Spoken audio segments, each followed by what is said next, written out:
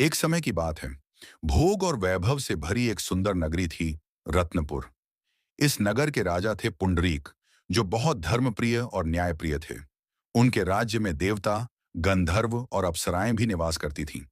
उसी नगर में एक गंधर्व रहता था, जिसका नाम था ललित, और उसकी पत्नी का नाम था ललिता।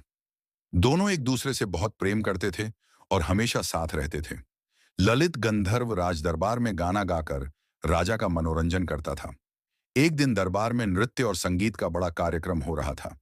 ललित को गाना गाने के लिए बुलाया गया, लेकिन उस दिन ललित का मन अपनी पत्नी ललिता की यादों में खोया हुआ था।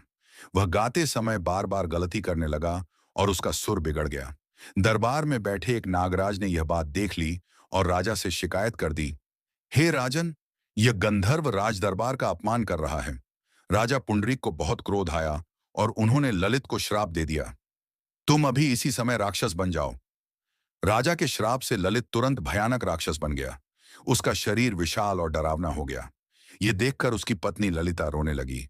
ललिता अपने पति से बहुत प्रेम करती थी। वह अपने राक्षस बने पति को लेकर जंगलों में भटकने लगी और सोचने लगी, मैं अपने पति को इस श्राप से कैसे मुक्त करूं।